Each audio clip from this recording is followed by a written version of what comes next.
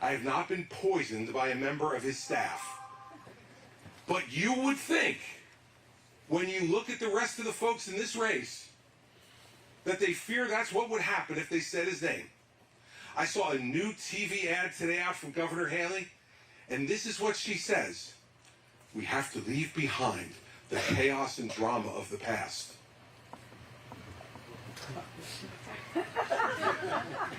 What?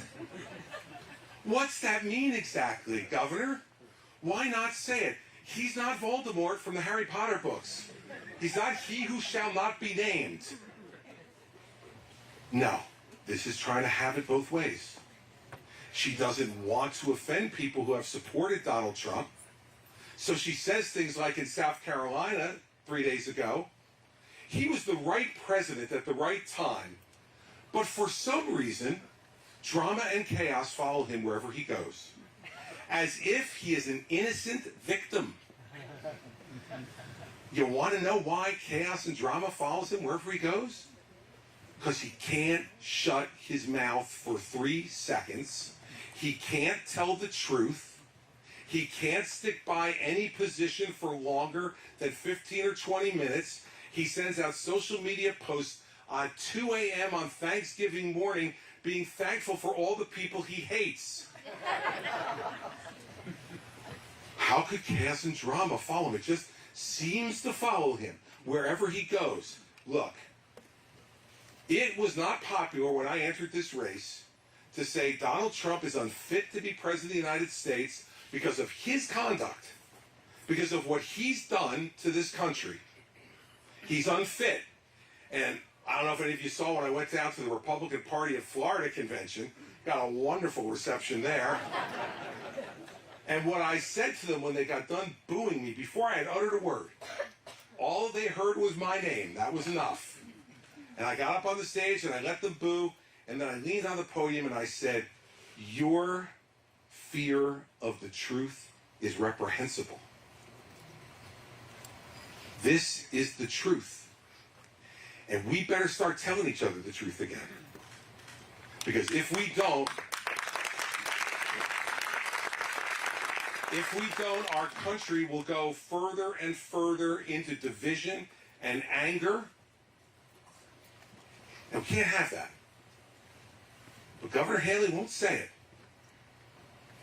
For some reason, chaos and drama follows him wherever. She's trying to be clever. She's trying to send you a signal. So I'm winking at you and saying, I'm talking about Trump. But I don't want to say it out loud because the people over here don't like it. So you and I know what we're talking about. So when she's in New Hampshire with an audience that demands the truth, she winks at you. Tells you, like, we know what we're talking about. We're talking about it now. I'll let me first. I'll take care of it. Except she's also said that she'd be inclined to pardon him. Inclined to pardon him. The law in this country applies to everyone. Everyone. And if he has committed crimes, which I believe he has, then he deserves to be convicted and sent to jail for it. Because that's what would happen to you.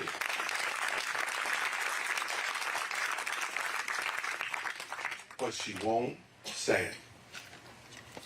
So look, there are all kinds of people up here now who know this is down to a 3-person race in New Hampshire. This is Donald Trump, me, and Nikki Haley. And I'll just tell you, right out of the jump, if you want Trump, then vote for him or Nikki. Because she's not going to say a bad word about him. If she becomes president, she's going to pardon him. No matter what happens. If you want a real change in this country, you got the chance to do it right here. Like nobody else in the country has a chance to do it. New Hampshire has a chance to do it. And now it's time. And that's why I said it's time to stop dating. It's time to make some decisions. And I want you to side with truth. Because, look, even the people who boo me for saying it, they know I'm telling the truth. They just don't like it. They feel aggrieved for some reason. What they need to understand is that there's two differences between me and Donald Trump, at least. One is I tell the truth and he doesn't. And the second one is, if you elect me, I'll actually do what I say. You watched him. Don't see that wall. He said he's going to repeal and replace Obamacare. Oh, still there. Said he was going to balance the budget in 4 years. He added $7.8 trillion in debt in 4 years. The most debt any president has added onto this country's balance sheet in 4 years in our history. He does whatever he thinks are in his interest at the moment. His interest, not your interest. His. And look, the end of all this, what matters the most is that our country deserves better. We should not have to settle for a choice between a 78-year-old guy who has been indicted 4 different times on 91 counts of crimes against this country, or with an 82-year-old guy who, with all due respect to President Biden, who I've known for 40 years, and who I like as a person. But he's not up to it anymore, everybody. And you don't need some test to figure that out. You watch him on TV and you can see it. And that's today. He wants to be president 5 years from now. We deserve a better choice in this country than that. And you're the ones who can make it happen. And so we can talk about every other issue you want to talk about tonight. I am here to take questions for the next couple of hours, and we'll take as many questions as you can give me about any issues you want to talk about. But in the end, let's not play make-believe. This race in the Republican Party is about Donald Trump. He's been the nominee the last 2 times. We get up on those stages because he doesn't show up at the debates, and we pretend that the choice is between us. You listen to Nikki and Ron and Vivek, and they all talk about each other. It's the great fight for second place. They're battling like animals to be in second place. I'm from New Jersey, man. Second place, you know what we call second place in New Jersey? The first loser. The first loser. I am running and have been running from the beginning to win. And if you want to win, you got to beat the guy who's in front of you. And so let's not pretend. That is the fight. That is the choice. It's not between me and Nikki and Ron and Vivek. No. It's between Trump and who do you believe when this race narrows to the end and there's Trump against one other person? Who's the person you want standing on that stage to take him on?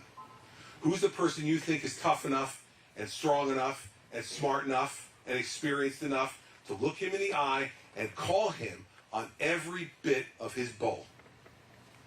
To hold him to account like a prosecutor would hold him account in a courtroom. And that's what I did, and that's what I'll do. And you don't have to wonder about that, because I've been doing it every day I've been up here since June 6th when I came up here and declared for president. You've never heard a different word out of me. When they all raised their hands on the stage in the first debate, remember that moment? Would you support him even if he's a convicted felon? They all raised their hands.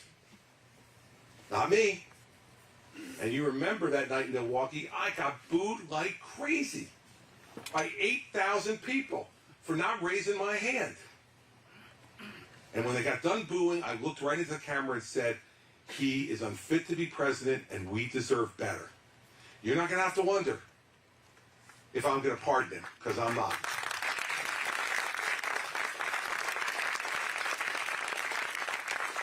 So, it is time to get to the important part of a New Hampshire town hall. And I want you to notice now, I want you to go to Nikki Haley's town halls. I want you to go to Ron DeSantis' town halls. I do. I want you to go and go to the Trump show if you want. Because he didn't take any questions. He just stands up there and talks at you for 2 hours. Tells you how aggrieved he is, how horribly he's treated, terribly, terribly treated. Everyone's so mean to me, and I'm going to get all of them back when I become president again, right? I mean, go to the Trump show if you want, but I want you to go to those other town halls, because I want you to see the difference between this and theirs. I have people here with microphones, but you know who they go to? They go to the person I call on, who raises their hand. You know what happens at the Nikki Haley town halls? Her people pick who is going to give the question. I wonder how they know. I wonder how they know. Because every question turns out to be really friendly. You know, the questions that start, Governor Haley, I love you. And you would be an incredible president. Can you please explain to me why you're so incredible? How lucky to have just been able to pick that question out of a crowd of 200 people. I want you to go and watch. It's time now. There's no phoniness here. You may not like everything I say. In fact, I'm pretty sure you won't. But you will never have to wonder whether I believe it. And you won't go to Nashua next week or Merrimack or Manchester to another town hall and hear something different. You'll hear the same answers to these questions because it's what I believe. And you know what happens when you're president? It's okay, you can mute it. You know what happens when you're president? They don't get to pick out the questions for you. You know, nobody told Joe Biden on October 6th that on October 7th, Hamas was going to attack Israel. It happens. And you got to be ready. And you got to know what you believe and who you are and what this country stands for and how you can make this country stronger and better and freer and what role we play around the world. And they won't be on index cards. And they won't have a staff member going out and say, oh, no, your crisis today is not, we're not prepared for that one. She's prepared to answer her crisis, not your crisis. It's not the way it works when you're president. It's game time, everybody. It's game time. So, the real game starts when you start raising your hands. So, let's start. I don't want to start with the red vest tonight. I often do that. I don't want to do that. I want to start with the young guy all the way in the back. Hi, Governor. Very nice to meet you. My name is Evan. I'm 24. I'm from Massachusetts. Okay, Evan, give the microphone back. If you Evan, for God's sake, I need people who can vote here, Evan. I'm planning to vote for you on Super Tuesday. But Okay, all right. 2 hours All right, I'll give you a break, Evan. Go ahead. I'm really motivated about politics. I'm interested. I can't get my friends to vote because they don't care. They think that their vote doesn't matter. My question is to you about the national debt. It's around $33 trillion, I believe. My question is for you, is it a priority for you as president to lower the debt? If not, why? If so, how would you lower the debt as president? It is a priority, and I'm glad that you're thinking about it. And I'm glad that you're involved enough to show up here. And you should drag some of your friends with you when you have the chance. Because once they hear some of this stuff, they're going to know this is about their future more than it's about mine. That debt is not about my future. I'm 61 years old. Any luck? I'll be around for another 20 years or maybe more. But that's not going to be a huge crisis for me, but it will be for you if we don't do something. So it is a priority for me. Here's how I do it. I do it the exact same way I did it in New Jersey when I inherited an $11 billion deficit on a $29 billion budget. And what I did was I went to something that I would do as the president too in the federal government. I go to zero-based budgeting. And what that means is every department has to come in, and they don't start at where they were last year. They start at zero. And they have to justify to me and my team every program they have. What happened when we did that in New Jersey was in my first year, we eliminated 832 programs. And we did it not because I thought every one of those programs were not worthy. There were plenty that weren't. But there's some that I eliminated that were. But we had a huge deficit. And in the state, you don't have an opportunity to run a deficit, so you got to balance it. I think we have to take the same attitude and approach in the federal government. And I would take that same approach. Now, I was able to fix that problem in the first year and then keep it going thereafter. I won't fix this problem in the first year, and I won't fix it in the first 4. In terms of the deficit, not even the debt, but not adding any more to the deficit. That's going to take 8 years. And anybody who tells you any differently is lying to you. We have a $2 trillion deficit this year. I'm not going to be able to fix that in a couple of years. Just not. It's going to take continued effort for every year for 8 years. But I believe after 8 years, we can bring the budget into balance. And at the same time, that will help to lower interest rates because we'll stop printing so much money and borrowing so much. And that will make the economy grow because people will be able to borrow money at reasonable rates, invest in their businesses, create jobs, and do all the other things they do when interest rates are reasonable, not like they are right now. And when we do that, people pay more in taxes, and that helps us with reducing the debt and the deficit as well. But it's going to be an 8-year project because we have had presidents, really, since Barack Obama, who have just blown this budget out. And both parties, Republicans controlled everything in 2017 and 2018. And we had huge deficits. Because even Paul Ryan and Mitch McConnell with Donald Trump, they all just kept spending and spending and spending. They want to say no to anybody. Look, when I did that 832 program reduction in New Jersey, my popularity went from 55% to 38%. And I had people saying to me like, yeah, you must not be concerned about getting reelected. And I wasn't. It's not that I didn't want to be reelected. It was that I knew this is what I had to do. I wasn't going to raise taxes on the people in New Jersey who are already some of the highest taxed people in the country. So I had to do this. I had to make a decision and put up with the consequences. Well, let me tell you, by 3 years later, I got reelected with 61% of the vote. Because people looked and said, wow, he actually did what he said. He said he wasn't going to raise taxes, and he didn't. And I don't like every decision he made to not raise my taxes, but you know what? I like that he didn't raise my taxes. I like that he kept his word. And they voted for me even if they disagreed with some of those 832 decisions. I'm going to act the same way as president. The very same way. And it's because if you're president of the United States, you're president of everybody, including you. And at 24 years old, you should have hope that this country can be great for you the same way it was great for me when I was 24. And if we don't deal with this problem, it won't be. And I can't live with that. So that's what I do. Yes, ma'am. Sure, but they'll give you a microphone so people can hear you. No problem. Thank you.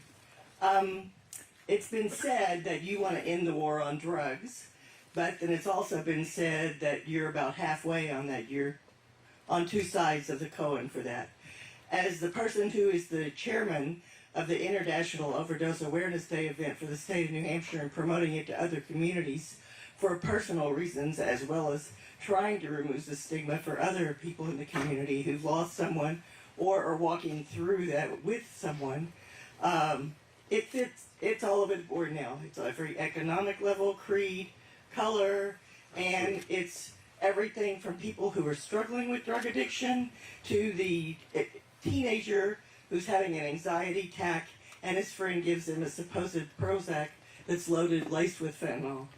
And I would just like to know how you're going to work with those of us on the committee who are trying to address that and what you're going to do about it. Yep. Well, I would respectfully say to you that from the time I've been U.S. Attorney, I've never been on both sides of this. My position is really clear. We cannot arrest our way out of this problem. We cannot enforce our way out of this problem. We can't, because it's a disease. It is not a moral failing. It is a disease. And, you know, when you look at cancer or diabetes or heart disease, there is human behavior that contributes to all of those diseases.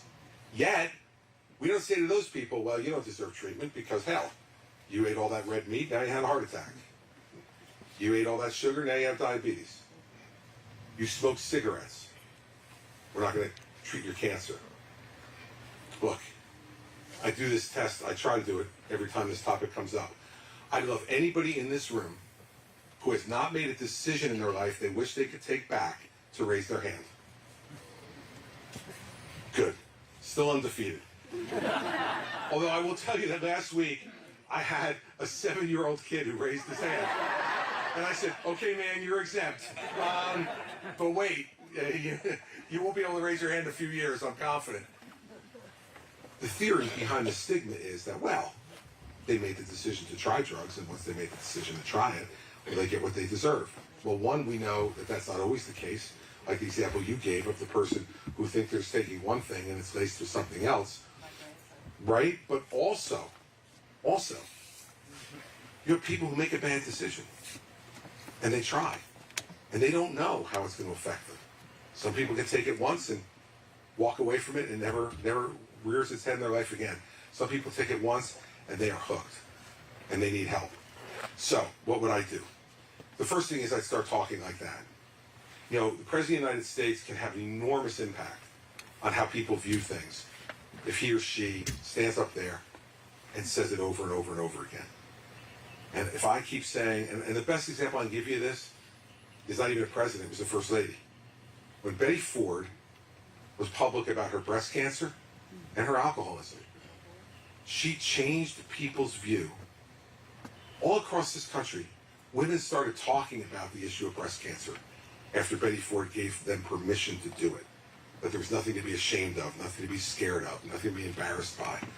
So we've seen it happen before in this country, and that's what I'll do. Because if you believe in life, it's not just the 9 months in the womb. It gets really complicated when they come out, right? Really complicated. And you have to be for the beauty and the treasure of that life of the 16-year-old girl who's laying drug addicted on the floor of the county lockup. Or of the 50-year-old lawyer who gets hooked on Percocet because he's got a bad back and he's throwing his life away because of it. Or the 65-year-old woman who starts taking painkillers because of physical ailments and gets hooked. They all are a precious gift from God, and we have to treat them that way. Second, you know now that when we do enforcement actions against drug dealers and we seize their assets and their cash, all of that money goes towards more enforcement. I was the beneficiary of that when I was U.S. Attorney in New Jersey. We got hundreds of thousands of dollars every year to do more enforcement from drug dealer proceeds. I would change that. I don't want it to go to enforcement. I want it to go to treatment. We don't have a shortage of enforcement in this country. We have a shortage of treatment in this country. And we need more treatment centers, more treatment professionals to be able to help folks, because there are ways that we can treat people now that didn't exist even 15 or 20 years ago. There's medication-assisted treatment, along with all the other treatments that we've had before, that can show real progress for people and help them. So I would expand the availability of treatment by using those assets to be able to do it. And third, we don't have enough professionals out there to treat all the people who need to be treated. And so when we talk about student loan forgiveness, I don't want to forgive student loans for everybody. But I do want to forgive student loans for people who are going to go into areas where we need people. And one of the places we need people are psychiatrists, psychologists, counselors, and nurses who need to treat those folks and can be trained to do it. And we need to incentivize them to go into that field more. And so if we forgive student loans in return for them going into that field, I think that's a win-win for our country. We have more people who are there and available to provide treatment. What we've done is given them a break on money that they owed. I think that's a smart way to do it. Not give student loan forgiveness to everybody, but give student loan forgiveness to those people who want to go to work in areas where we have a real need in this country, where it's a life or death issue. So those are three things that I would do about it. But I would tell you that the single most important thing I want you to walk away from tonight, in my view on this is that this is a disease that can and needs to be treated. And we need to stop judging. I use the example of my mother all the time. My mother was an addict. She was addicted to nicotine. She started smoking when she was 16 years old in 1948, when not only did people not tell you it was bad for you, they told you it was good for you. And she got hooked. And I watched my mother over all the years. I was asthmatic. I am asthmatic. She would smoke in front of me because she couldn't help herself. And she knew it was hurting her oldest child. And she couldn't stop. She tried patches and gum and hypnosis. And she couldn't stop. And after 55 years of smoking, she was diagnosed with lung cancer that had spread throughout her entire body. And within 4 months of the diagnosis, she was dead. But in those 4 months, we never stopped telling people that she had cancer. We told her friends what was going on with her and others. We got recommendations for doctors and treatments. We had people who came and sat with her and made her final months as pleasant as they could make it for her. If my mother was a heroin addict, would I have told them? I don't think so. And the problem is that stigma not only stops us from talking about it, it stops the person in pain from asking for help. And until they ask for help, we can't help them. And we need to give them permission to ask for help. You want to be pro-life? That's great. Let's be pro-life the whole life, not just the 9 months in the womb. And the drug problem in this state and in this country is the greatest threat to life we have in America right now. It's the leading killer of 18 to 34-year-old men. Last year, 14 people of every 100,000 in this country committed suicide. It's the highest suicide rate since 1941 in this country. We got a problem and we need to deal with it. And so that's the way I would talk about it. That's what I would do about it. And that's the kind of president I would be about it. And let there be no doubt about that, because that's the way I've always felt and the way I will always feel about it, because I believe that every life is precious, no matter what condition you find it in. And that when we have the ability to help, that we should not only help, but encourage those who need the help to ask without judgment. So that's what I feel about that one. Thank you. Yes, sir.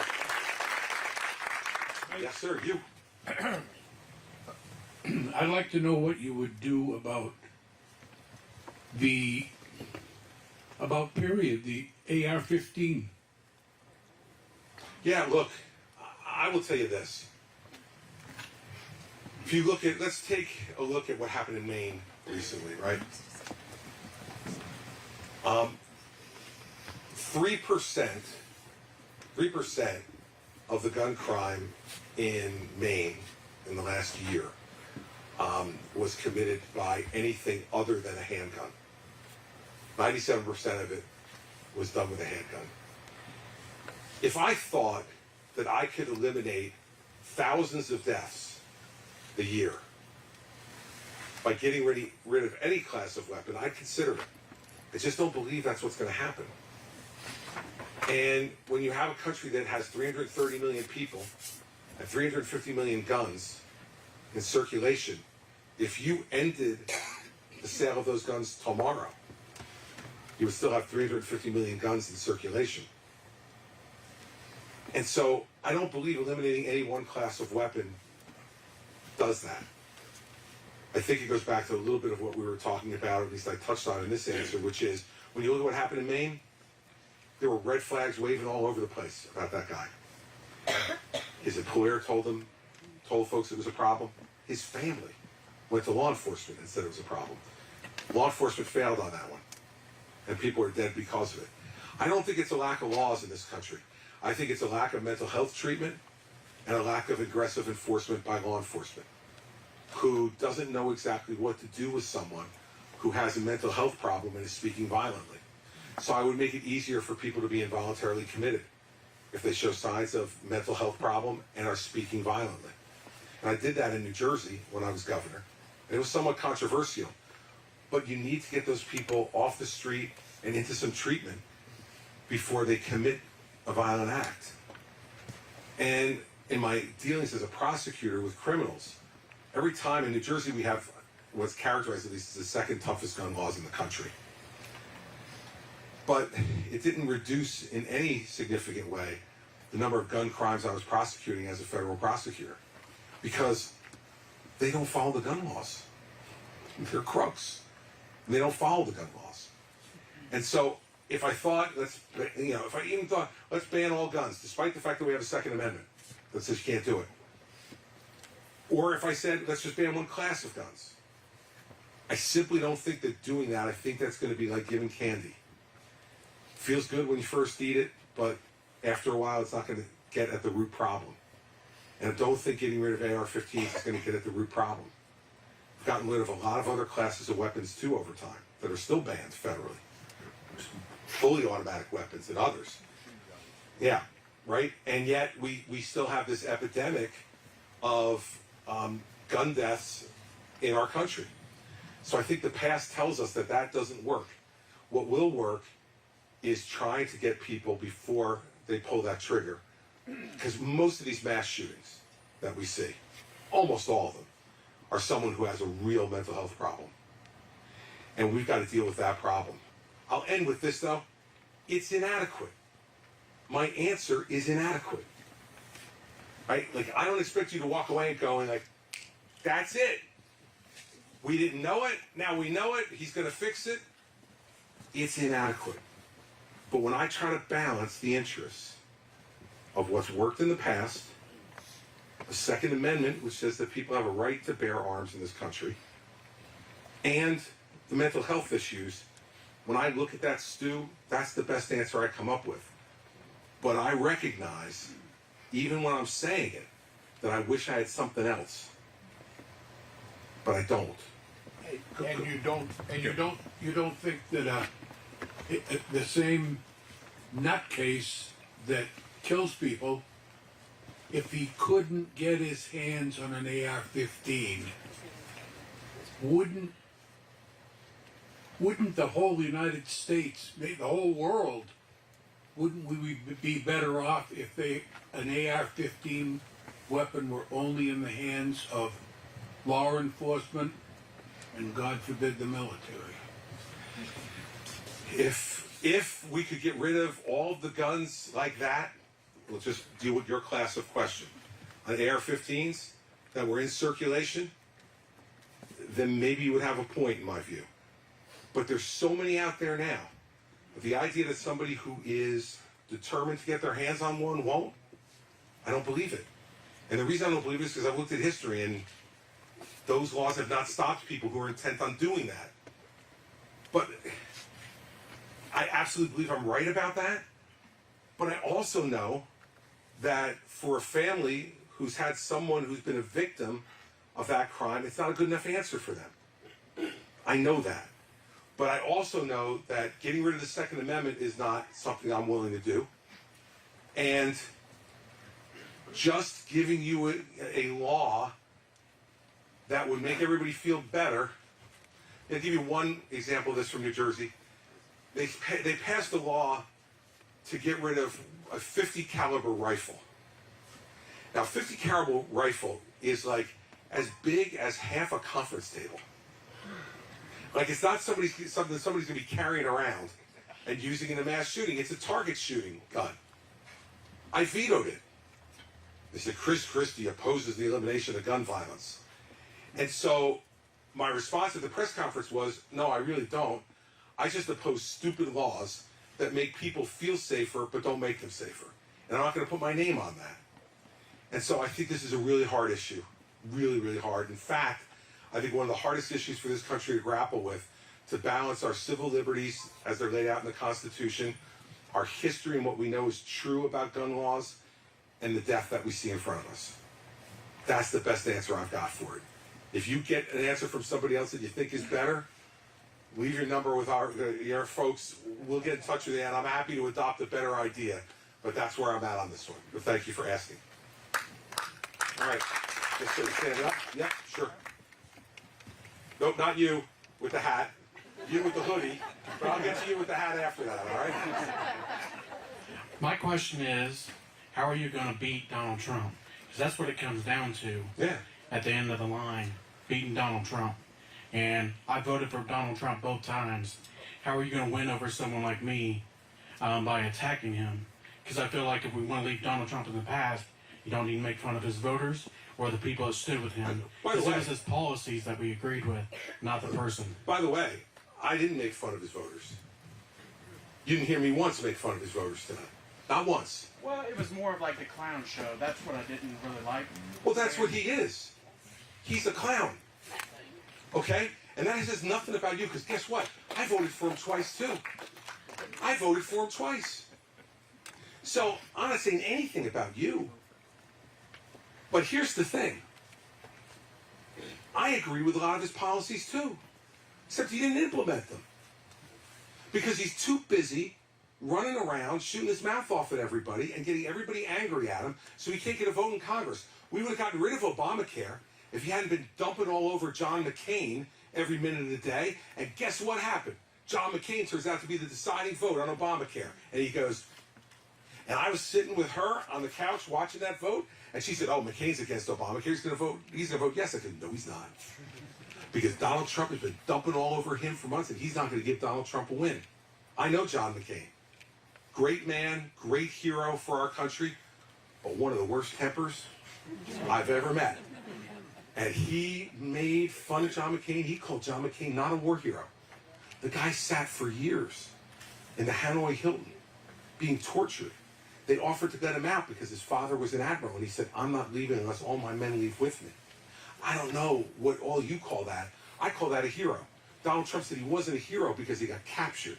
He goes, I like the people who don't get captured. A guy who, by the way, avoided military service because he said he had bad heels. So I don't know what you call this guy, but I'm willing to admit I made a mistake supporting him. I did. I thought I could help make him a better president. And I couldn't, because he doesn't listen to anybody. How do I win over your vote? Because if you look at some of the things that I stand for, they're very similar to Donald Trump, and some of them are exactly the same. But why don't you elect somebody who can actually do it? Because if you listen to him now, what's he say? 8 years ago he said, I am your voice. Okay, I like that. What's he say now? I am your retribution. You think he's really your retribution? He's not.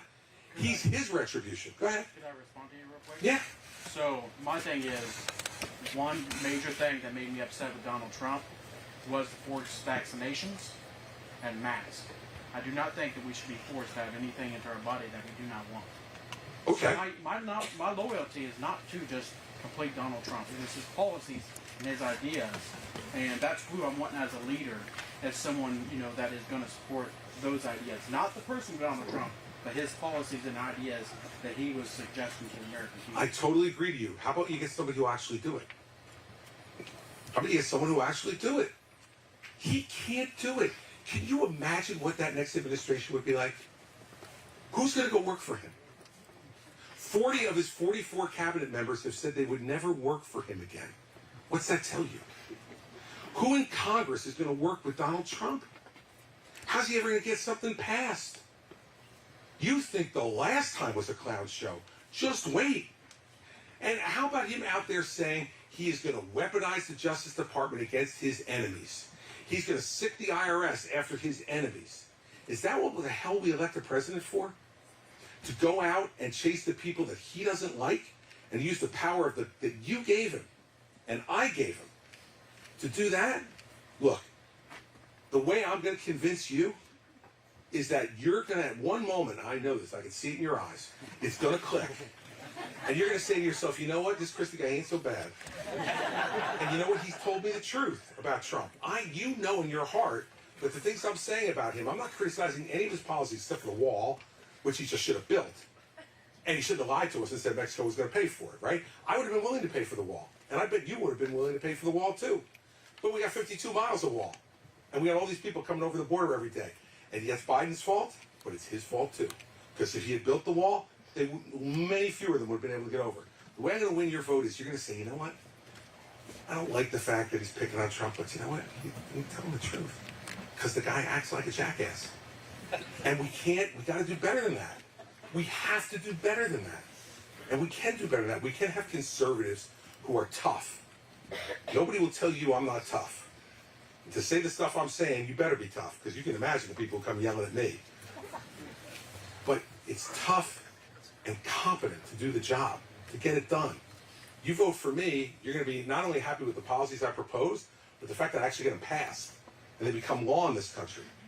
And I will tell you this, I absolutely believe, like most of the people in this state believe, that I don't want more government.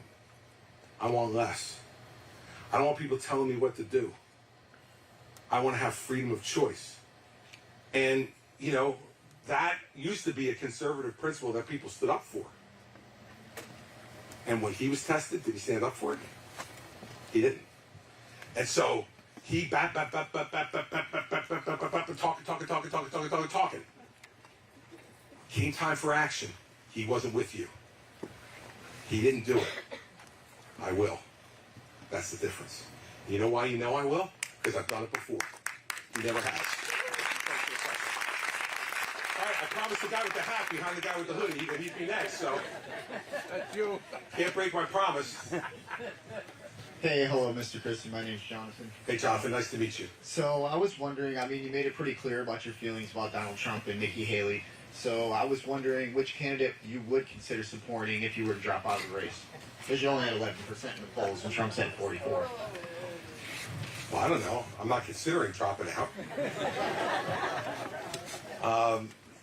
And, you know, I'm at 11% in one poll, I'm at 18 in another, so I'll pick the 18, you can pick the 11. No, look, I hope that we nominate a Republican I can vote for. And by the way, when I said the things I just said about Nikki Haley, it's just the truth. It doesn't mean that I couldn't vote for her if it was her or Joe Biden. But that's not the choice right now. The choice is me, her, or Donald Trump in New Hampshire.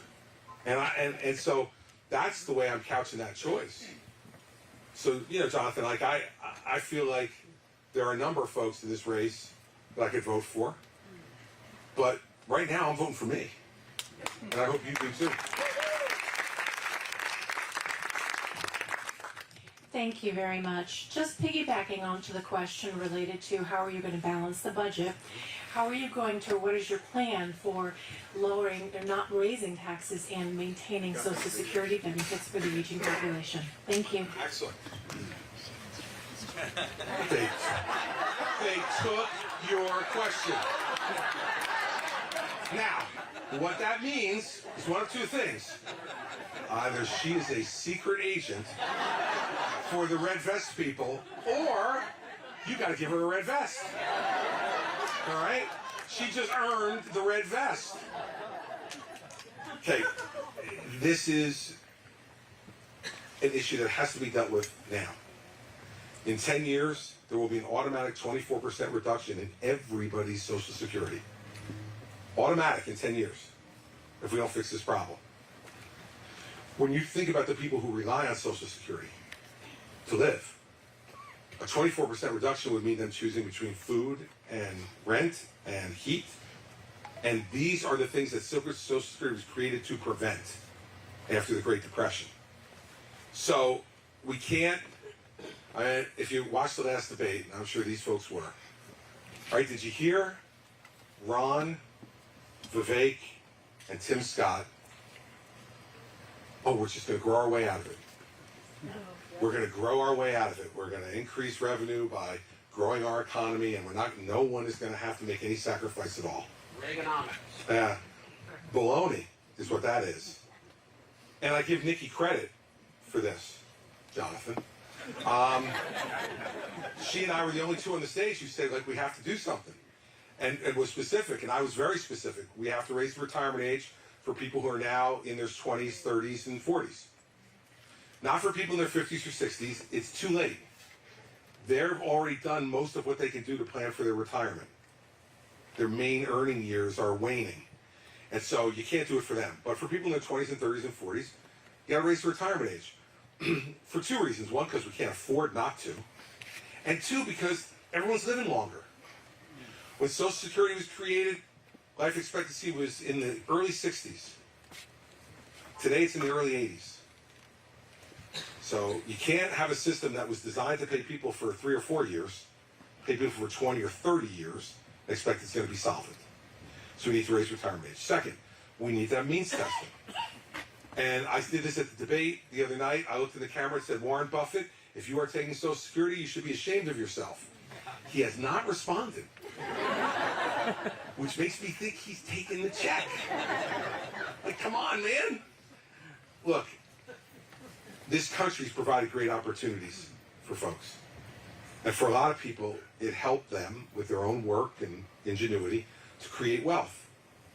Social Security was never meant for wealthy people. It was meant as a safety net to make sure that people did not grow old in poverty. Now, I had someone at a town hall meeting say, I put my money in, I want my money out. Okay, here's the answer to that. We pay for lots of things we don't get anything out of directly. Lots and lots. My best example for me is food stamps. Now, fortunately for me and Mary Pat, we've never had to be on food stamps. But I'm okay with paying for food stamps in my taxes because I don't want anybody in this country, in the richest country in the world, going to bed hungry if we can avoid it. We have to start looking at Social Security that way. It is a security, an income security program for people in their retirement. And if you've made, and I don't know what the number is in terms of how much wealth you need to have to not qualify, and that'll be a part of an ugly, ugly negotiation on this. But I know there is a number where if you're above it, you don't need the check. And so, those are the two things that I would do. And look, you're not going to be able to do it directly. You're going to have to set up a national commission with both parties, and they're going to have to come together, and you're going to have to get a commitment that they vote up or down on the proposal, and all the niceties of legislation. But only if a president stands up and says this must be done, will it be done. And so I think that's the way that we need to do it. And by the way, that's going to be good for the debt that we were talking about, because it's a big driver of debt. Because there really isn't a trust fund anymore. And the trust fund's been out of money for a long time. We're funding Social Security with debt. And so we've got to stop doing that. So for the people who really need it, I want them to have it and at the full level. But I want people who are younger to get it later because they're living longer. And like I said, we have 4 children between the ages of 20 and 30.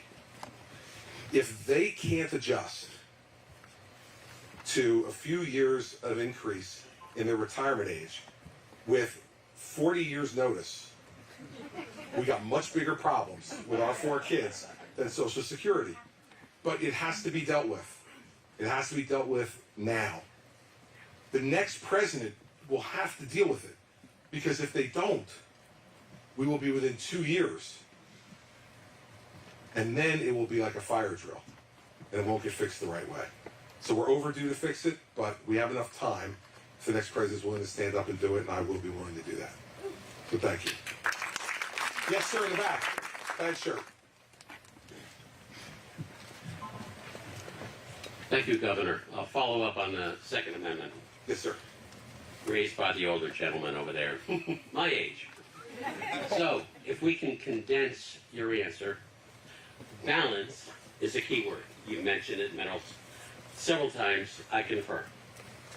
You're speaking with an independent, purple-minded state. No one here in this room, or I'm sure in the state of New Hampshire, if offered a referendum, would vote for elimination of the Second Amendment rights. But I am absolutely positive that we would vote for, 1, much further, more intense background checks. 2, AR-15 military rifles only given to law enforcement. The military. Oh, hold on to your pants. Law enforcement, the military, or as I have suggested to my own congressional reps, we have a lot of gun clubs in New Hampshire. They can apply for a license, a permit, to have us shoot an AR-15 at their range, so it's under control. So if you would reference that, comment on that in a condensed version, I would appreciate it. You got it. I have no problem with more extensive background checks. I don't. I think that would be fine. But I will tell you, as I said to this gentleman's answer, I don't think the AR-15 thing solves a problem. I really don't. And look, I respect that you have a difference of opinion, and that's what this country's all about. And as I said to you off the top, you're not going to agree with everything I say, and when you shook your head there, I got a pretty good indication that you didn't. But you're going to know what I think. I wouldn't be in favor of that. mental health is a big part of it. Yes.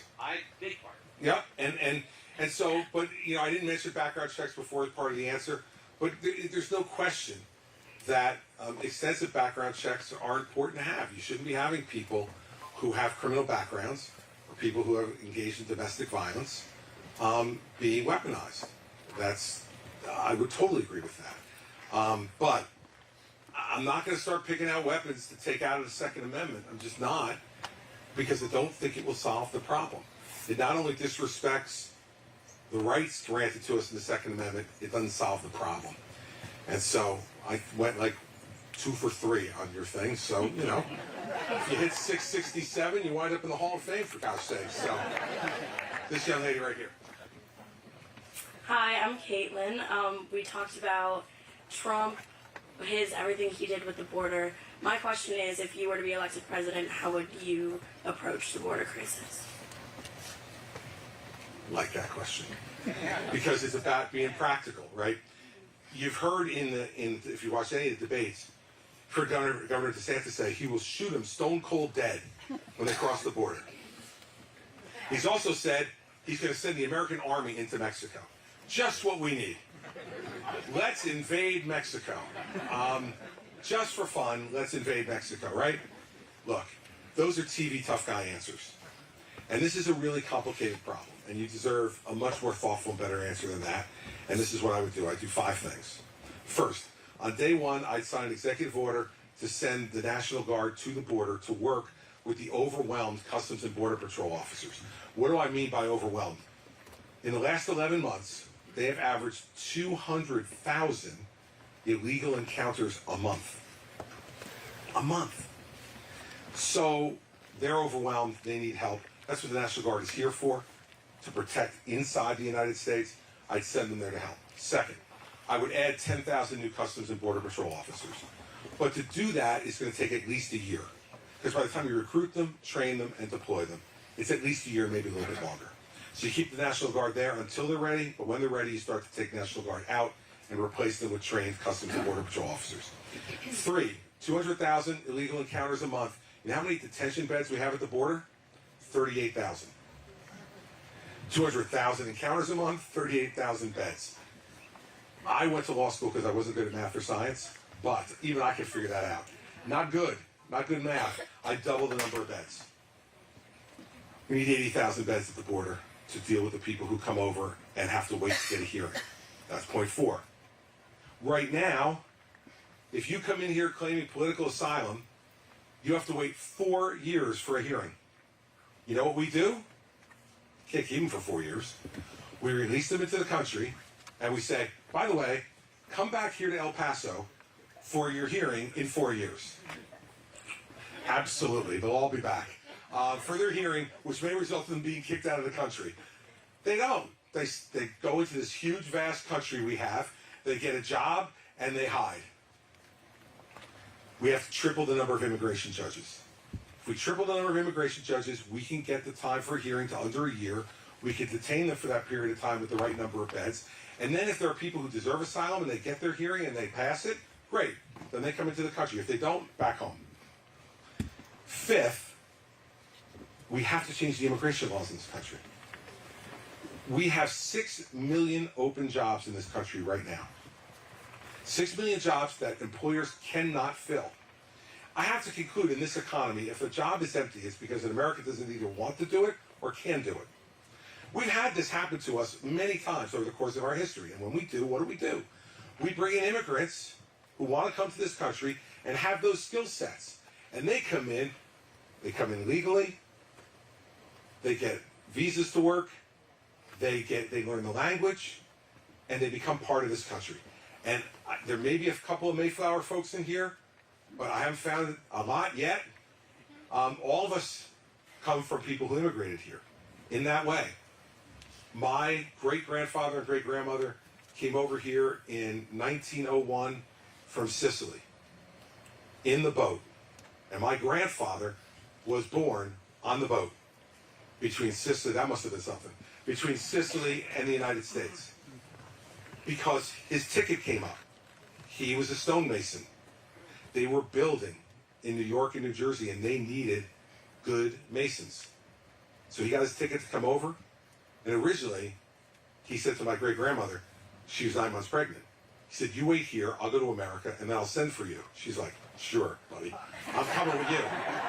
And he goes, well, what if you have the baby on the boat? She's like, I'll be fine, don't worry. I'm not letting you go to America by yourself. And my grandfather, who was the one who told me these stories, always told me that the most amazing day of his life was the day he doesn't even remember.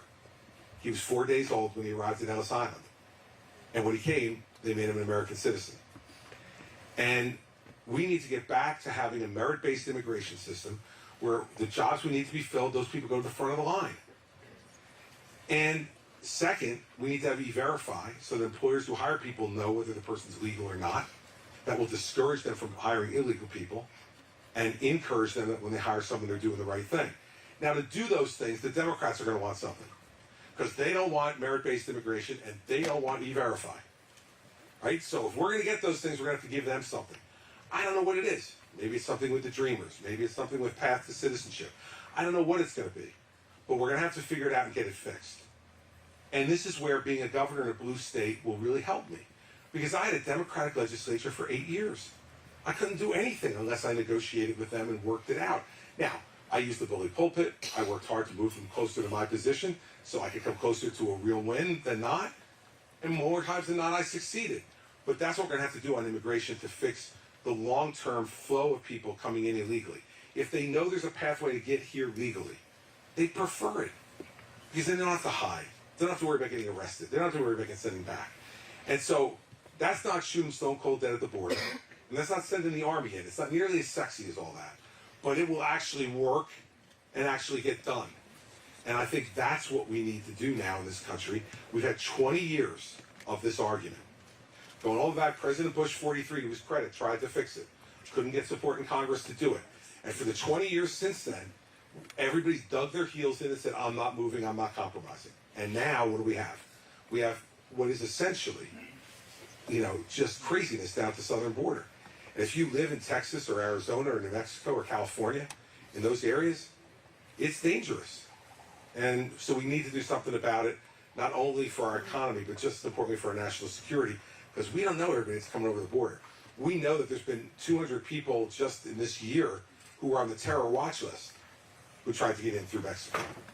So this is a national security issue too. So that's the way I would deal with it. Those are the 5 things I would do. Thank you. Yes, ma'am. Yep. Hi, good evening. I would like to thank you first off for the progress that you made with the budget in New Jersey. It's a great state. Thank you. And of course. And I would like to ask, what are your plans for combating the implementation of United Nations Agenda 21 in our American cities on the local level? And things such as the Wildlands Project, if you're familiar with that. I am not familiar with either one of them. So why don't you explain them to me and I'll see if I have an opinion. Yeah. So there are a lot of non-government organizations that are pushing climate change initiatives, and I'm an environmentalist, that's why I got involved in politics. So groups like ICLEI, the International Council on Local Environmental Initiatives, they are implementing policies through city councils and non-government organizations that are claiming that they're going to help climate initiatives. But when you look on United Nations Agenda 21's website, Chapter 7, it talks about human settlement zones and human habitation zones. So through the rezoning laws in the cities in the United States, they are redistricting cities. I'm sure you've probably seen a lot of that, and a lot of people in their areas have seen a lot of that. And the Wildlands Project is an initiative, and it was a biodiversity assessment that was held by the United Nations, where they have intentions on expanding national parks within the United States and confiscating land through redistricting, rezoning laws via eminent domain. Right. So I'm not sure if you're familiar with any of that. It's Well, now you mentioned something I didn't know about United Nations 21, Chapter 7. Now you're going to make me go home and read that. So give me homework yes, tonight. it's Agenda 21 and 2030, and it's on UN.org. Chapter 7, they call them human habitation Now I got zones. homework tonight because you're guilting me into this, and you're right. I got to read it now. But let me just tell you, I can answer your stuff in general about the way I would deal with the United Nations agenda on that. They have no business telling the United States of America how we govern ourselves. They don't do what they're supposed to do all that well, let alone be involved in this. And so my view on it would be local zoning laws should be made by both not only the local officials, but also with the oversight of the state government. And if we start to see things on the local level getting out of control, the state has the ability to come in and be able to set parameters for that. And if we start to see things like eminent domain in even broader abuse than it's being abused right now, and if it's meant to implement this agenda, we have to stop it. Because the fact is that property rights are one of the bedrocks of this country. When you buy your property, unless the government has an overwhelming interest, and then they have to compensate you fairly for it, but even then, they have to have an overwhelming interest to take your land. And we should not have that changing at all, and certainly shouldn't be the United Nations telling us what to do, given that we're the biggest funder of the United Nations, and they're not doing the job that we asked them to do in the first place anyway. So thank you for giving my homework assignment for tonight. Come to the next town hall next week, and I will have read it, and then we can have even a deeper discussion about it. Yes. Here you go. So I have 2 questions. Is that okay? So, What's your name? Hannah, How old are you 9 going on 10 December. now? Excellent. I'll give you 10. Thanks. Governor Christie, I was wondering if you could give me at least 3 reasons why you should be elected over anybody else in the race. And my other question is, as you already said you were going to build up the border in your first day, but is there anything else you would do on the first day? All right. So let's start with the first day agenda, and then I'll get to the 3 reasons, okay? The border would be a priority on the first day. Freezing all regulations that are in process by the Biden administration on the first day, because I don't want any of those to go into effect until we've had an opportunity to look at them and see if they're really necessary, and if they're not, then we'll get rid of them. That'll probably give me plenty to do in the first day. I also have to go to a parade and a bunch of inaugural balls and all that stuff, but we'll deal with that stuff before we go to the parties. And it's important because these regulations, every one of them takes authority away from the state you live in and the locality you live in. And I would much rather have those decisions being made where you can have an impact on them in your town or in your state than all the way in Washington, D.C., where you're going to have much less of a chance to have an impact on it. So that would be day 1. The border and stopping all regulations that are currently pending at the time I become president. On the 3 reasons, I would give you this. Number 1, I'm unafraid to tell you the truth. I am not desperate for this job. I'm not desperate enough and ambitious enough that I'm going to lie to you to try to get it. Or give different answers to different people in different states at different times. Number 2, I think I have the kind of experience that will help me to be an effective president during really difficult times like we're in now. We've been fighting with each other endlessly, really since the Obama presidency. There's been nothing but fighting going on and very little progress. The last time this country was truly united, in my view, was after 9/11. And we haven't been since then. And so you need a president who knows how to work with both sides. I don't agree with Democrats on most things, but they get elected too. And when they do, you have to try to work with them to try to get things done. And that's what I did for 8 years as governor of New Jersey. There were 10 more Democrat senators in the Senate than Republicans. There were 16 more Democrat House members than Republicans. It wasn't close, in other words. And so I had to feel every day I had to work to try to get Democratic votes to get things done. And I think we need to do that in our country to both increase the amount of good we can do, but also, secondly, to decrease the amount of anger and bitterness we have with each other. And the third reason is that I know in my heart that America is the indispensable nation in this world. That if we want this world to have a chance at peace and stability for everybody, that America has to lead the world. And there are people in this race like Donald Trump and Ron DeSantis and Vivek who don't believe that. They say America first. Now, look, I guess there's probably nobody in here that is against America first. Like, I've never found anybody yet who goes, yeah, America third. I'd like to go like Belgium first, Luxembourg second, America a nice comfortable third, so we don't have too much pressure on us. Everybody wants America first. The difference between me and them is they think America first means America alone. I know that America can never really be first unless we're engaged with the rest of the world. And I understand that, and I'm not afraid of it. They're afraid that if they engage with the rest of the world, somehow we'll be diminished.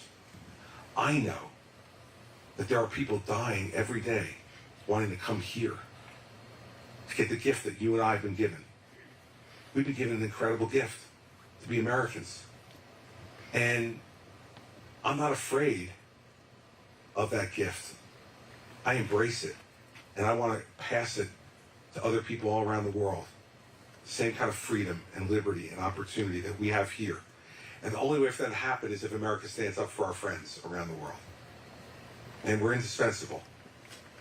And to the extent that we ever stop believing that, we won't be the biggest, strongest, richest, freest country in the world anymore. And I don't think some of the other people in this race believe that. So those are the 3 reasons that come to mind tonight. It's a really good question. I'm going to say you're 10, because tomorrow is December, and once you're in your birthday month, you're there.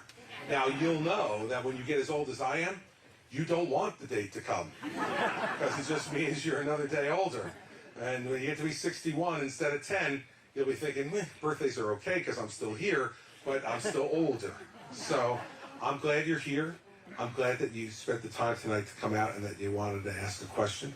And the most important thing for this country to be great is for you to keep coming and caring about it, because America can't work unless our citizens care enough about it to participate. So thank you for coming. I appreciate it. Yes, sir. Here, stay there. Remain seated.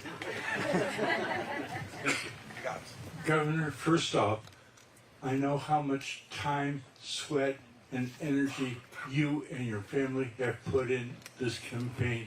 Thank you. Several of the issues you have alluded to, gun violence, homeless, and so forth, have revolved around mental illness. And our mental illness system has been done away with at some time. What do we need to do to reinvigorate our mental health system, make it vigorous, widespread, effective? You just made my wife's night, by the way. When you thanked us for all the time and energy and whatever. Because she's spoken to some people recently who she said to them, this isn't easy, you know. This is hard. Yeah, she was complaining a little bit. So now she's gonna go back to the hotel here in Concord, very happy. So thank you for that. Makes it much better for me. Yeah. So look, on the mental health stuff, it's part of what I was saying before in response to her question. We need to incentivize people to get into the treatment business, to get into dealing with this problem. It's a hard problem to deal with. And we're not incentivizing people enough. And the reason I know that is because we don't have enough people in it. So we have to figure out how to incentivize them. The biggest idea I have is the forgiveness of student loan issue. That as people are getting ready, if they go into school and they know, if I get trained in psychology, psychiatry, counseling, or as a nurse providing those services, that the money I borrow over a period of years will be forgiven as long as I'm working in that profession. Because the first problem is not that we don't have enough money, we don't have enough people to provide it. Right. And I think there was a one-size-fits-all thing about institutions. So for instance, I believe with folks who are developmentally disabled, not mentally ill, but have a developmental disability, that they didn't belong in an institution, that they could be functioning, productive people in our society. But when we did that, we eliminated all the institutions. And that was a mistake. So what we need to do is to recreate institutions that are there for the people who are truly chronically mentally ill and need long-term care to deal with that mental illness. The developmentally disabled can do it in a home setting, in a local setting, because what they need is help and training in how to be productive and to deal with their disability in a way that allows them to work and earn a living and to be able to function safely in society. And I think we've done that really well on a local basis with the developmentally disabled, but the problem is that the mentally ill got thrown in the same pot, and it's two very different things. And so I would be for more institutions to be created, but to create them, we got to have the people to staff them. And so both those things have to happen at the same time, because an institution without people is just an empty building, and people with no place to go can't treat folks. So it has to both happen. And I think you put your finger on it. It was a mistake that I think was made out of good intention, but it just turned out to be a wrong policy, and we need to fix it. Your wife has a question also? All right, let me get to this guy, then I'll get to her, because he was raising his hand, then I'll get back to her. Okay. Appreciate it, Governor. And also appreciate your very compassionate view on the war on drugs. Seems to have changed over time, which is fine. My question is, I drove all the way from Iowa, since you haven't held any events there, which is fine. I'm not going to. Sure, that's fine. Put all your chips in New Hampshire, that's fine. What are your plans in the coming weeks, and would you support a independent run from Jared Kushner? Come on. This guy, I don't know who this joker is, but I think he's been paid to be here. No, I would not support an independent run by Jared Kushner. For those of you who don't know the story that this guy is alluding to, Jared Kushner, is married to Ivanka Trump. But that's not the real issue. The real issue is I put Jared Kushner's father in jail when I was U.S. Attorney. And only because he really, really deserved it. And by the way, wasn't convicted, pled guilty to every count. So, sir, you were right. I should have gone to your wife. Because this guy got the unserious question award of the evening. The world has a marvelous way, nefarious, of testing our presidents. October 7th is one example. New into the job, there's almost always a global incident or some kind of international incident. How would you handle it? Well, obviously it depends on what the incident is, right? But what I would say to you is that there has to be certain principles that you follow. And let's assume it's an international incident because that's what you're alluding to. America is safe and secure for the most part because of our friendships. Unlike Russia and China and North Korea, Iran, we don't have to buy our friends. Our friends want to be our friends because they admire our country. They admire our economic strength, our military strength, our strength of character, the freedoms that we have as Americans, the liberty that we enjoy. And so the first thing is when an international crisis comes up, the American president has to gather your friends. You have to talk to your allies around the world and make sure you understand their point of view on the situation. You can't go off and act in a rogue and independent manner and just assume they're going to be with you. You have to talk to them and listen. A good leader listens. And America as a leading country needs to listen. That's the first thing. Second, you have to gather the very best people around you to get advice. Now, some of those people will be actually working for you at the time, and some of those people may be out in other parts of the country. But I found when I was governor that if I called somebody and asked them to come see me because I needed help, they usually came. If I were president, they definitely come. So gather the best people you can. Because what you need to remember is you don't have all the answers. You're the decider. But you don't have to be the originator of every idea and the decider at the same time. And so gather the best people you can around you to give you the very best advice you can. Third, remember what you stand for. Don't compromise the principles this country was founded on. So remember that when America takes an action, it's judged by the entire world. And so act in a way that's consistent with the principles that have undergirded this country since our founding. And fourth, and this I just learned from experience, take a breath before you decide. Take a breath. Go sleep on it, if possible. Take a moment to reflect. And for me, that reflection would include three things. One, just get away from all the noise and have some quiet so I can really think. Two would be to talk to my family, who know me best and remind me who I am, and that they want me to act consistent with that. And third would be to pray and to seek guidance from God to help make me stronger and smarter and better than I even thought I could be to try to make that decision. And that's what I would do. And I hope that would lead me to make the right decisions. I'm sure sometimes I'll make the wrong ones because we're not perfect. But I think all the things I just talked about set up guardrails for you to avoid the really catastrophic mistake. And that's the way I would deal with it. And I think,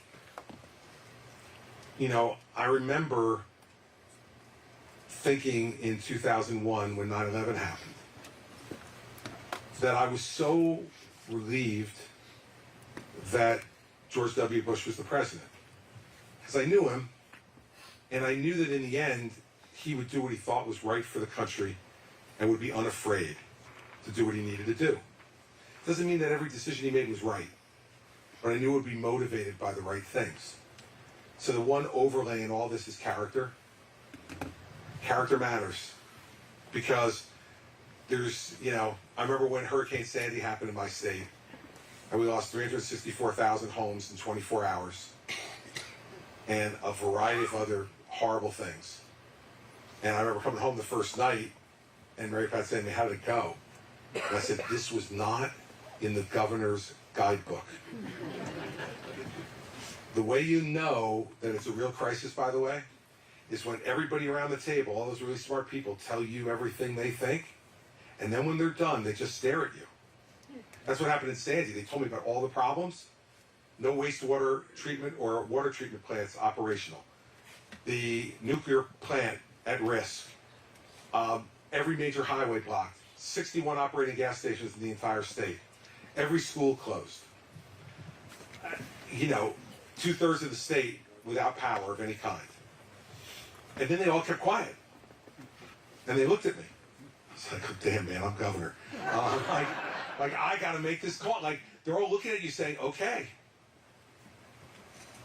And it's only then, the only thing you can call on after all that is your character.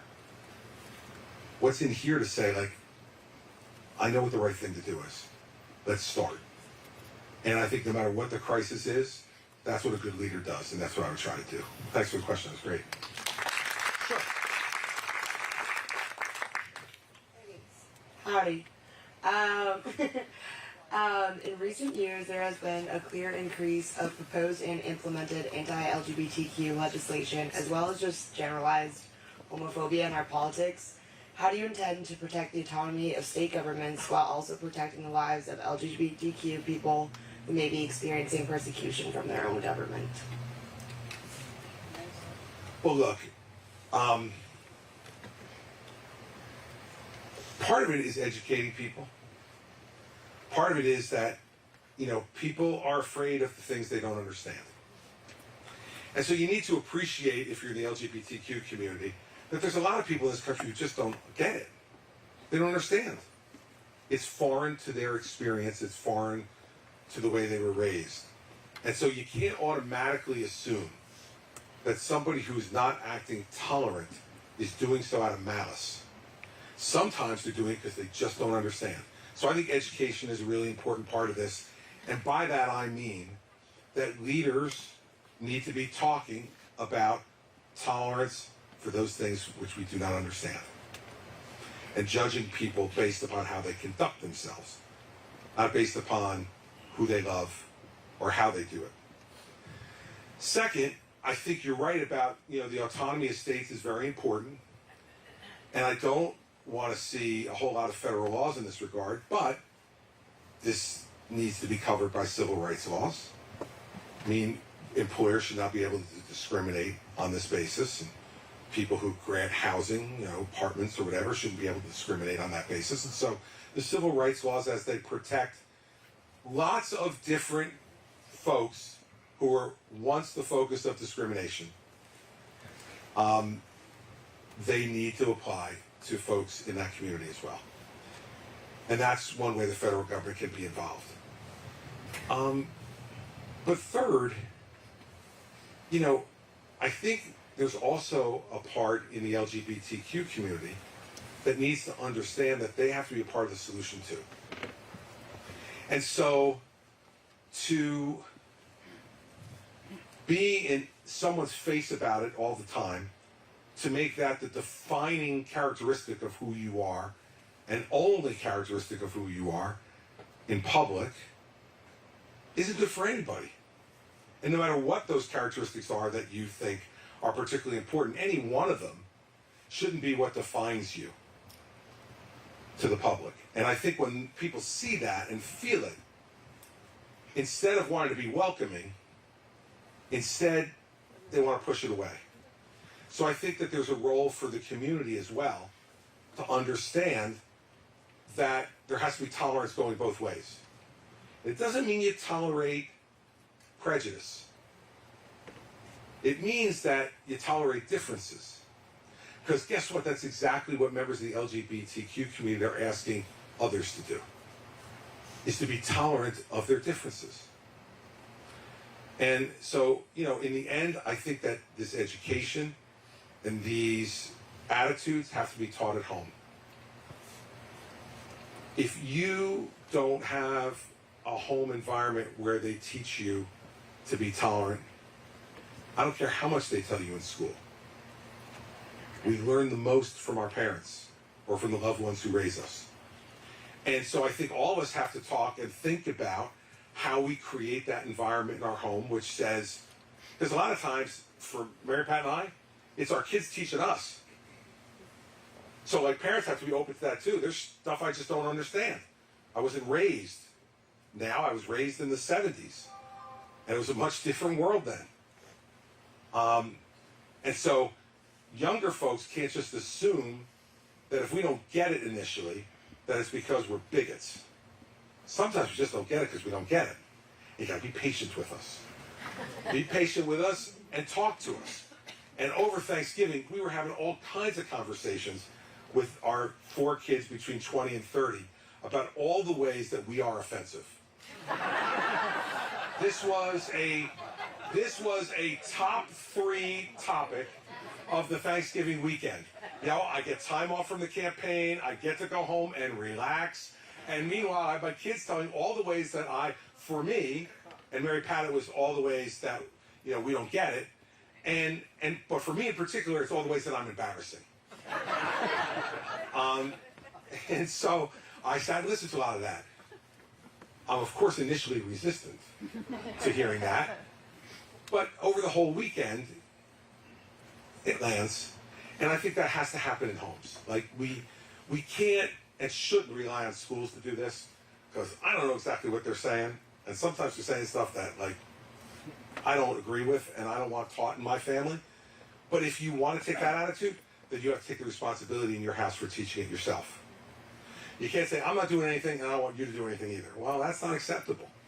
And I think that's the way to do it. And I think if we do that, we've done pretty well in this country, not universally well, but pretty well, in making folks who look, sound, act differently, ultimately feel like Americans.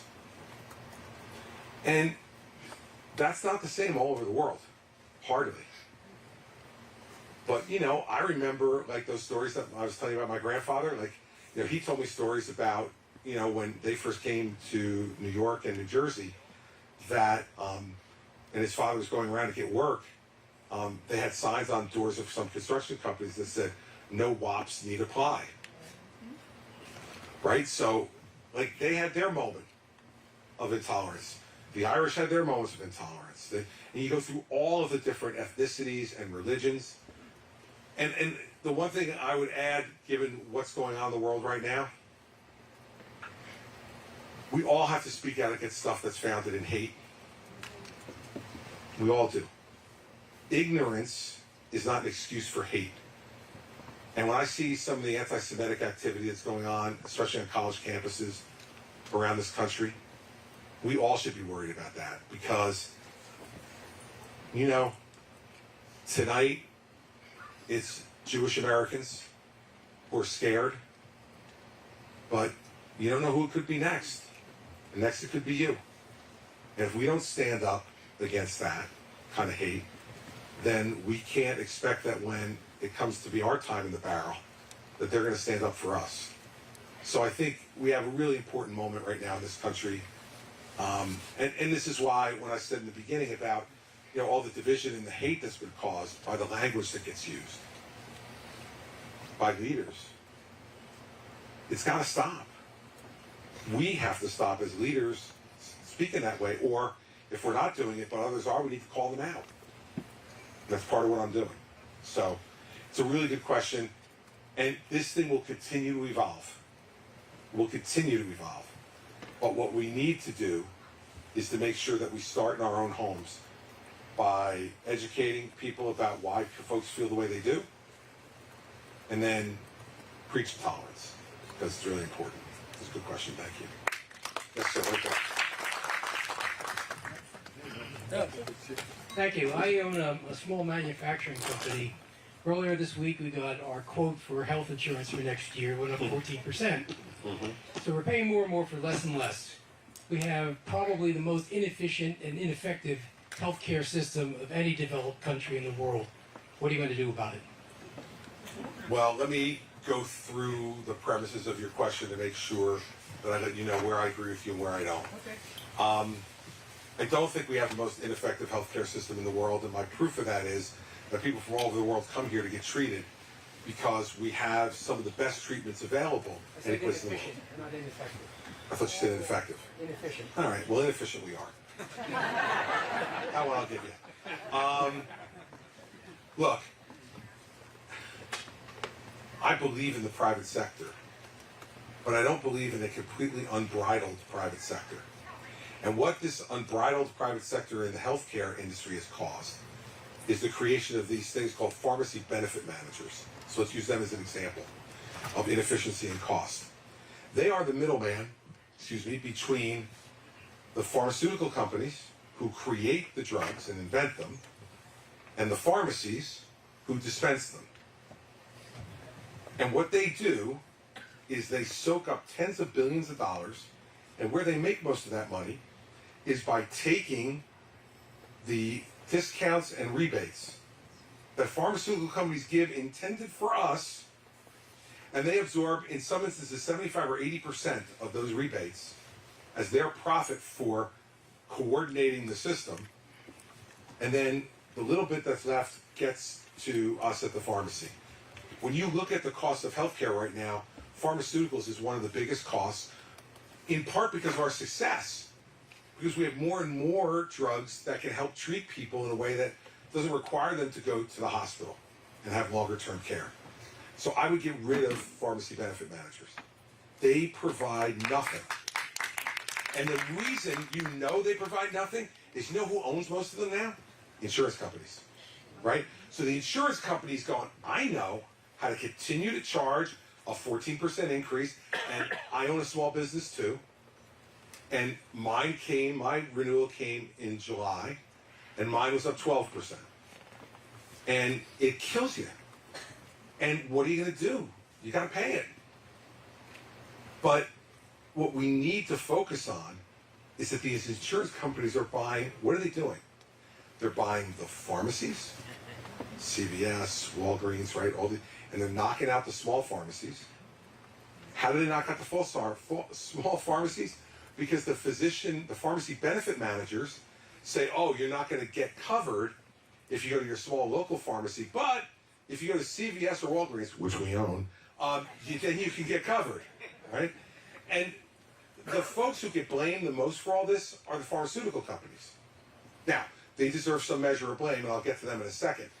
But the majority of the useless absorption of money that we pay for is these guys, and no one talks about them. They try to keep it really quiet. Nobody talks about it.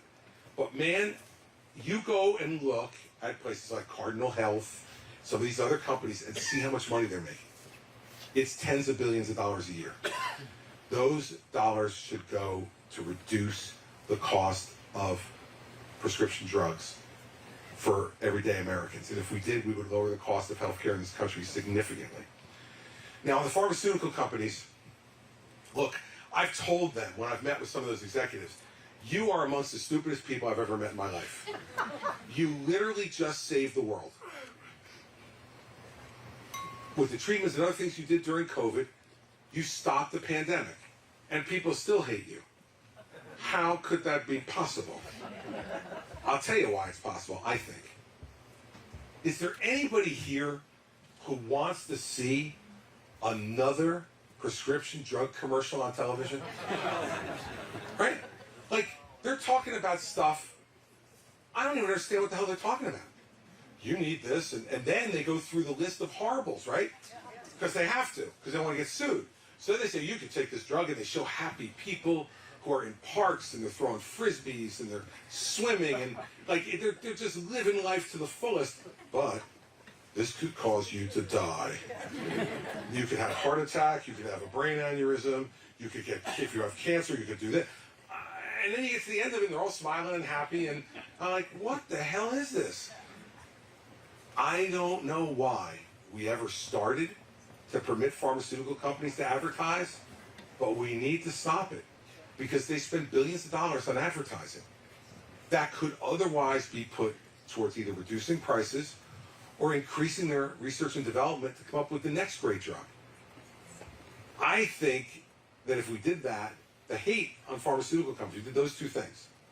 It would lower prices significantly, and it would stop all the hate. I don't want to see it anymore. Like, look, there's not a guy our age, right, who doesn't know that there's this like blue little pill that you can take that helps with something. We get it. Everybody knows. Like, do we need another ad for that? Do we need another ad to know, like, if you have psoriasis, that there's this drug you could take? I go to my doctor to tell me that. My doctor looks at me and says, you need this. Okay, you're the doctor. Sounds good to me. I don't go into my doctor and go, what about this drug? Can I have this? Because all the people seem really happy on TV, and I'd like to be that happy, so maybe if I took this drug, I'd be that happy. I think that leads to a lot of the inefficiency and cost of it. Now, I think that Obamacare has contributed to it, because I think any time you put the government in charge of even more of the health care, efficient is not usually synonymous with a government operation. And so I think it's contributed to it, but I don't think it's the major driver of it. I think since most of us get treated with pharmaceuticals, that's the way most of us get treated now. The cost of those things are just driving people rightfully to distraction, and some people to not be able to buy them. And forget about the health insurance stuff. That drives all that too. So I think that's the way we go about it. First, because I think that's the low-hanging fruit. Because when you want to try to reform Obamacare and Medicare, that becomes so political that you're going to have to really get some victories behind you that shows progress for you to have credibility to take that one on. And I think if we do this with pharmacy benefit managers, we have a chance to have the credibility to let us take on, Obamacare and Medicare and try to make it more efficient and better. But I think if we deal with pharmaceuticals in that way, I think the American people will see a lot of financial relief, and the anger about all this stuff will be reduced pretty significantly. All right, to tell me I can take two more. Yes, sir. As president, you'd wear the hat and the title of commander-in-chief. And given a Mideast conflict, what steps have you thought might be needed to support our allies in the Middle East and protect our own military bases there? Well, the first thing that I think you need to do is go see it for yourself, and I did. I went to Israel 2 weeks ago. I'm the first candidate who was gone since October 7th to Israel, and I'm really glad I went. Because what I saw there, it's hard to describe unless you see it personally. The inhumanity was breathtaking. I went to a kibbutz that was 600 yards from the Gaza border. And the first thing you notice when you walk in is that so many of the buildings, the homes, are charred. Because not only were the people shot, but then they burned their bodies. The other thing you notice right away is that you are kicking spent rifle shells every 3 or 4 steps. They're everywhere. Third thing is I went into a home of a 24-year-old couple who had just recently been married. The house was completely ransacked. It's a small house. It was like a 4-room house. When you walk in, the living room is right there, and the couch where the young woman was laying reading a book is turned on its side, but the entire cushion of the couch is stained with her blood. She was laying there, and that's where she was murdered. You then look back towards the door of their bedroom, and the entire wood floor near that door is stained with blood of the husband, who, when he heard the terrorists come in, came to try to protect his wife, and he was killed in the doorway of their bedroom. And I counted in the house. There were 140 bullet holes in the walls to kill 2 people. What that tells you is not only the inhumanity, but the joy they took in what they were doing. So first you need to see it and understand it, because you can't understand how the Israeli people are feeling right now unless you go into their neighborhood and see what was done to them by Hamas. And what the speaker of the Knesset, who traveled with me that day, said to me was, how can I tell people to come back here until we degrade Hamas's military capability? How can I tell them it's safe to come back here? So I'm not someone who's for a ceasefire. And the reason I'm not is because they have to first degrade Hamas's military capability before they let any ceasefire happen. The third thing I would say that I learned over there was that my suspicion that the other bad actors in the world are in the middle of this was confirmed. Because I went to a military installation where they've confiscated weapons from the Hamas terrorists. There were Russian AK-47s. There were Iranian rockets. And there were rocket-propelled grenades from North Korea. Listen, folks, this is the evil foursome: China, Russia, Iran, and North Korea. They encourage this. Because the more they create tumult around the world, the more they weaken us and our friends. And so I learned that this is not something that can be dealt with by just dealing with the Middle East. You have to send a message to the rest of the world of these bad actors as well, that we know they're involved. The next thing I learned over there was that when I got out of the armored vehicle the first time, and it was at this kibbutz, a woman came up to me and hugged me, and she said, "Oh, America is here." I think President Biden did a great thing going over there, and he deserves to be complimented for it. You know, Israel relies upon us, and we upon them, as the only democracy in the Middle East. And it's not good enough just to send a note or send some weapons. I think President Biden was smart to go over there and show the people of Israel that the President of the United States stands with you. We need to let the world know we stand with Israel, unequivocally.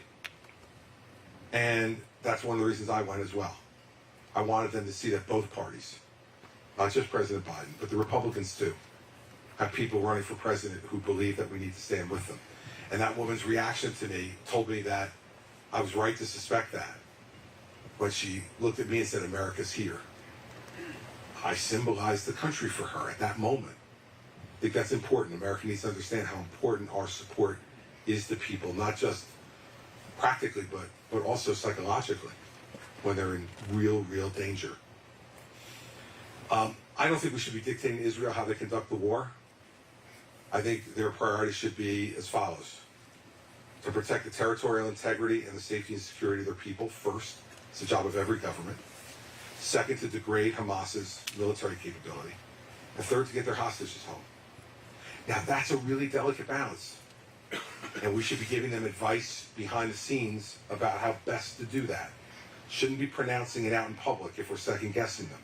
If we've got some critical advice, which I'm sure we will, we say that privately.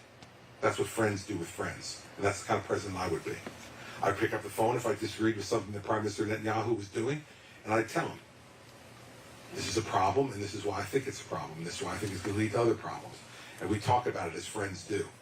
We don't grandstand on the public stage to try to score political points with the United Nations. The last thing I would tell you is that all these things are connected. America is being tested by the Chinese and the Russians in Ukraine, by the Chinese, the Russians, the North Koreans, and the Iranians in the Middle East. And who knows what's going to come next? This is a moment where we're being tested. And what we need is a president who understands that and won't overreact, but will make sure that these folks understand that attacks on America's friends will not be tolerated, and that we will support those friends in whatever way we need to, that we think is most effective, to be able to send the message very clearly back to them, so that they realize if they're looking at Taiwan, that the juice isn't worth the squeeze. Don't do it. Don't test us any further. But if we walk away from Ukraine, that will encourage them. If we walk away from Israel, that will encourage them. Now, there's a cost that's involved with this. But right now, neither one of those conflicts involve the loss of American lives. All they want is our, military hardware help. We should be willing to do that. And in Ukraine, where we spent 5% of 1 year's Pentagon budget on supporting Ukraine, and they've degraded 50% of the Russian military hardware, seems to be a pretty good investment. And we should continue, I think, to do that, because don't ever forget that the Chinese are funding this by buying Russian oil at inflated prices. And that's how they're paying for it, because Russia has no economy. Russia is not a country. It's a gas station with an army. And that's what it is. And that's the only way they're surviving. So that's the way I would look at it as president, as commander-in-chief. And I think that I've never had the problem of sitting across the table from someone, first, and having a difficult conversation. And second, it's been a very rare moment in my career where someone left that table unclear about what I thought. And I think that's what America needs right now. Strength that is direct and clear and honest, but also strength that shows you're willing to talk.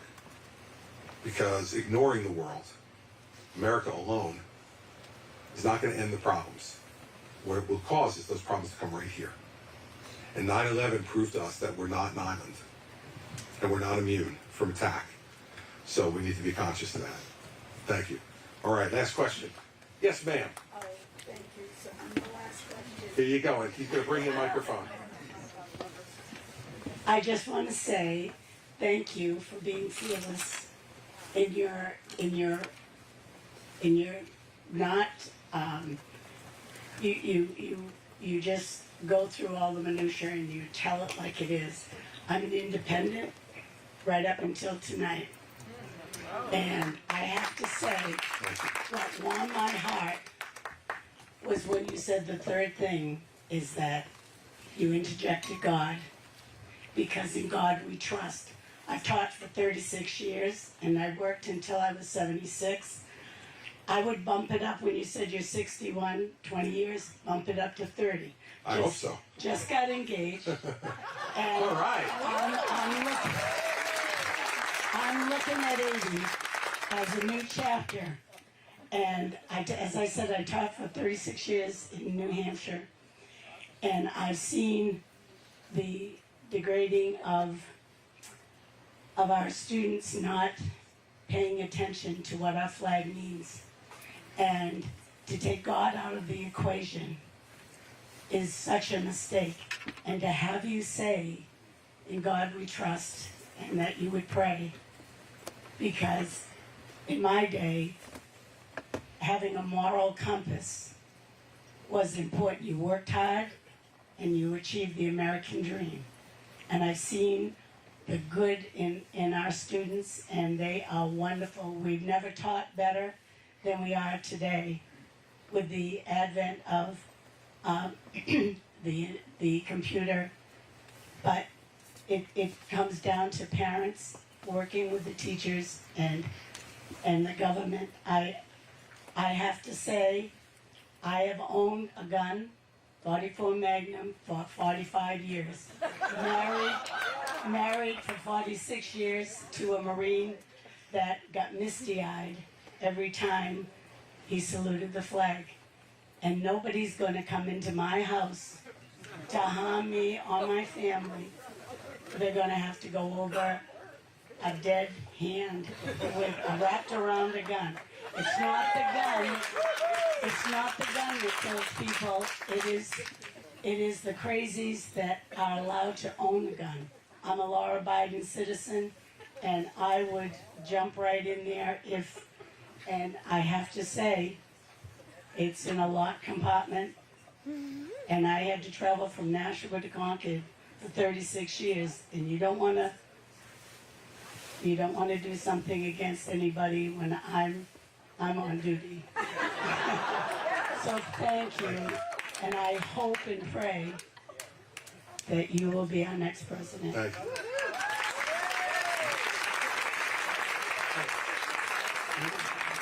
What's your name again? Cree, you want to be vice president? Come on, Cree. Let me tell you, man.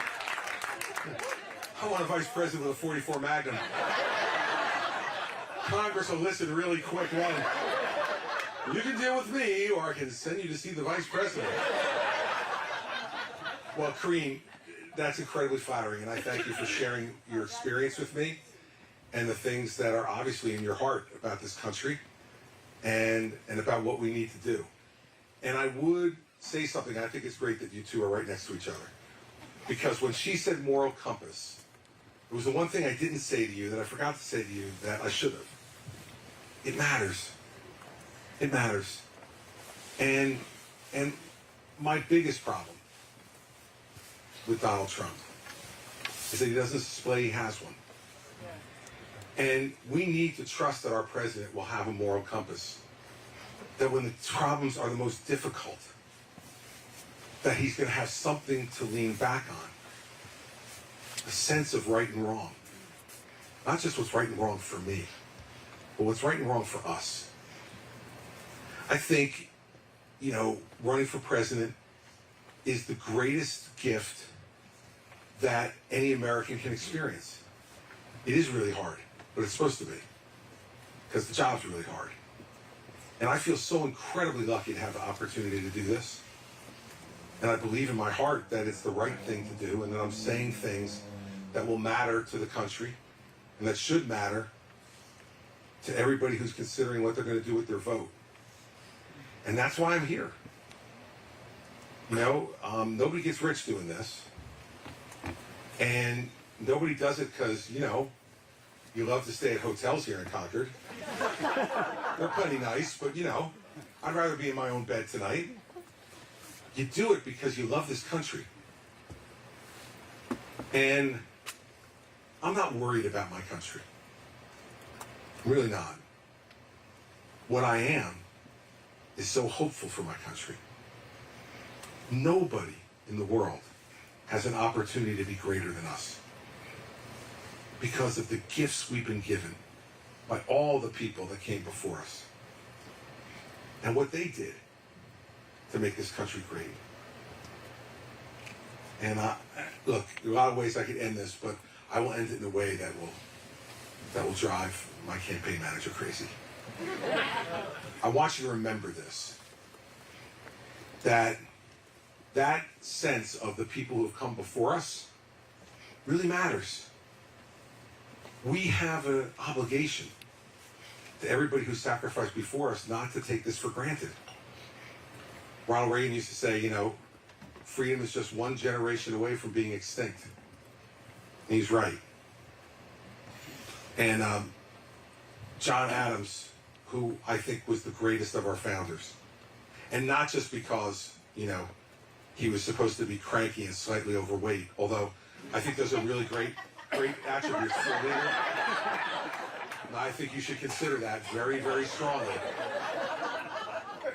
But Adams, when he was near the end of his life and America was getting ready for its 50th anniversary in 1826, said he was worried about the country because he felt we were getting too political and too divided.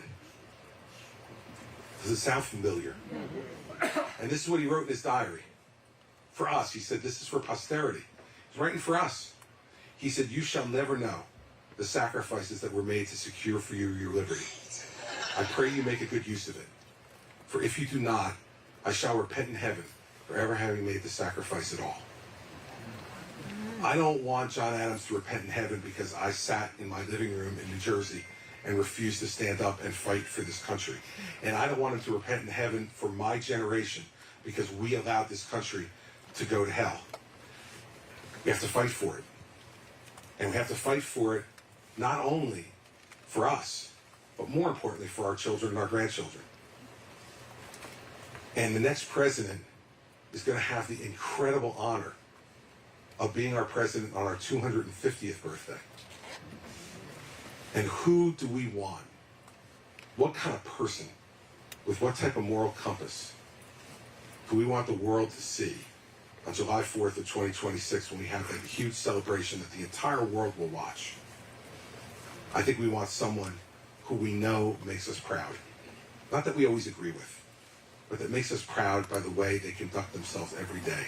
That they tell us the truth, that they work hard for us, that they put our interests before their personal interests, that they understand that they have a short period of time to make a huge difference in our country and the world, and they won't waste one day of it. If you give me your vote, that's exactly what I will do. Each and every day you give me the honor of being your president, and you can start the ball rolling right here. And I will tell you this, I will promise you this, if I win New Hampshire, I'm going to be the next president of the United States, and you're going to remember tonight really, really well. Thank you all very much.